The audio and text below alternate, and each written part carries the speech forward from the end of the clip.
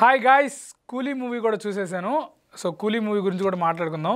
3 లేదా 4 నిమిషాల్లోనే చెప్పేస్తాను నా ఒపీనియను. నాకైతే కూలీ మూవీ నచ్చింది. సో ఎటువంటి డౌట్ లేదు దాంట్లో.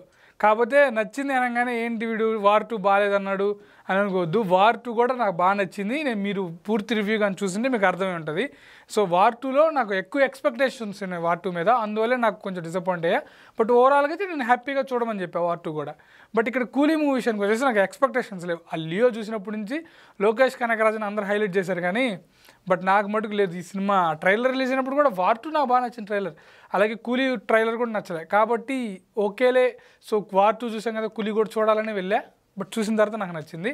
బట్ మైనస్లు ఉన్నాయి, నెగిటివ్లు ఉన్నాయి. నచ్చింది అంటే తోపు మూవీ, 1-10 సార్లు వెళ్ళిపోండి, హిట్ మూవీ, బ్లాక్ బాస్టర్ ఏం లేదు. ఇది కూడా అదే టైప్ అనమాట. ఎక్స్పెక్టేషన్స్ తగ్గట్టు లేదు, ఎందుకంటే అది జనాలకి.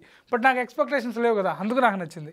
ఇక స్ట్రైట్ పాయింట్ మన మూవీ గురించి మాట్లాడుకుంటే, మూవీలో అస్సలు వేస్ట్ అనిపించింది ఏంటంటే నాగార్జున గారి క్యారెక్టర్. నాగార్జున గారిని ఇంకా బాగా యూజ్ చేసుకోవచ్చు.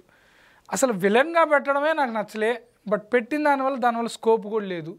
సో ఎందుకు నాగార్జున గారు 5-6 సార్లు స్టోరీ విన్నారంట, సో తర్వాత కన్ఫర్మ్ చేశారంట అని కూడా మనం న్యూస్ విన్నాం. ఈ 6 సార్లు ఏ విన్నారో నాకు అర్థం కాల. అసలు ఆడ ఏముంది స్కోప్ అర్థం కాల. శోభిన్ అయితే బీభత్సం. శోభిన్ చూస్తే నాకు భయం వేసింది మూవీలో. శోభిన్, రజనీకాంత్ గారిది మూవీ మొత్తం. బట్ శోభిన్ క్యారెక్టర్ కంటే కూడా నాగార్జున గారిది ఇంకా కొంచెం హైలైట్గా చేస్తుంటే బాగుండేదని నాకు క్లియర్ కట్ ఒపీనియన్. సో నేను ఆ విషయంలో అయితే డిసప్పాయింట్ అయిపోయా. ఇంకోటి వచ్చేసి బీజిఎం అయితే నాకు బాగా నచ్చింది. నాకు చాలా బాగా నచ్చింది. అక్కడక్కడ కొంతమంది బాగాలేదన్నారు కానీ నాకు ఓవరాల్గా మూవీ బీజిఎం మటుకు అదిరిపోయింది. డ్యూటీ చేశాడని చెప్పుకోవచ్చు యాజ్ యూజువల్గా. ఇక హీరోయిన్ క్యారెక్టర్ లేదు. కాకపోతే హీరోయిన్ విషయం ఏంటంటే రజనీకాంత్ గారు శృతి హాసన్ని హీరోయిన్ కాకుండా తన కూతురుగా పెట్టడం మూవీలో అనేది నాకు చాలా యాక్సెప్ట్ అనిపించింది.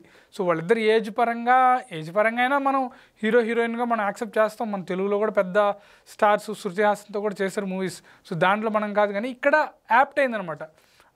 రజనీకాంత్ గారి లుక్కి శృతి హాసన్ గారు కూతురుగా యాక్సెప్ట్ చేస్తా రూల్ చేయడం కూడా నాకు బాగా అనిపించింది.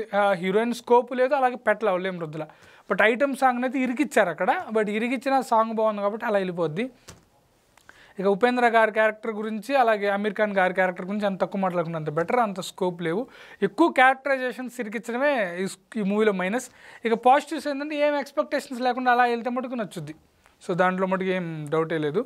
బట్ అక్కడక్కడ స్టోరీలో కూడా నాగార్జున గారు కొడుకు క్యారెక్టర్ కానీ కొన్ని క్యారెక్టర్లు అయితే ఇరిటేట్ చేస్తాయి. బట్ ఆ చైర్ ఉంది కదా, ఏదైతే మూవీ ఓకే స్పాయిలర్స్ చెప్పకూడదు, ఆల్రెడీ 2 రోజులు అయిపోయింది కాబట్టి మీకు అర్థమైపోతుంది. ఆ చైర్, సత్యదేవ్ గారి క్యారెక్టర్, ఆ చైర్ మీద ఆ కాన్సెప్టు, ఆ స్టోరీ, ఇదంతా కూడా మనకి తెలిసిందే. ఈ ఆర్గాన్ ట్రాన్స్ప్లాంటేషన్ ఇవన్నీ ఎన్నో మూవీస్లో చూసాం. బట్ వాళ్ళు ట్రైలర్, ఈ పోస్టర్స్ రిలీజ్ చేసినప్పుడు ఏంటంటే మనం గోల్డ్ ఏమన్నా స్మగ్లింగ్గా దీని గురించా అనేది అనిపించింది. ఇక నాకు మెయిన్గా ఎందుకు నచ్చిందంటే కూలీ మూవీ పార్ట్ 2 ఏమో అనౌన్స్ చేయాల.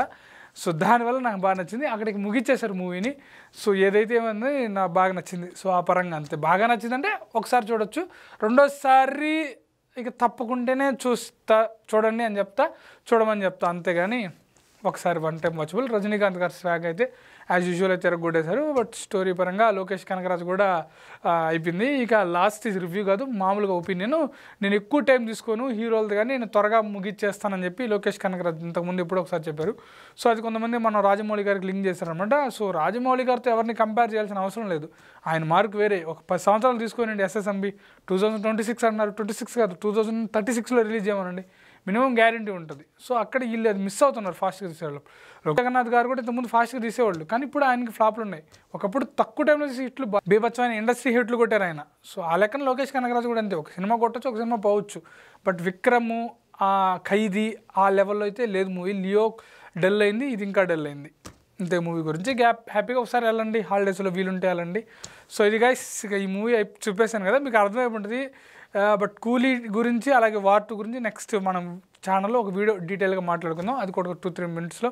బట్ లెంత్ అయిందా కొంచెం అడ్జస్ట్ అవ్వండి. సో కొంచెం ఫాస్ట్ ఫార్వర్డ్లో పెట్టాను, చూసుకోండి నెక్స్ట్ టైం నుంచి. సో ఇలాంటి వీడియోస్ కోసం మన ఛానల్ ఇప్పుడే సబ్స్క్రైబ్ చేసుకోండి. నా ఒపీనియన్ ఎలా అనిపించింది మీరు కామెంట్లో తెలియజేయండి.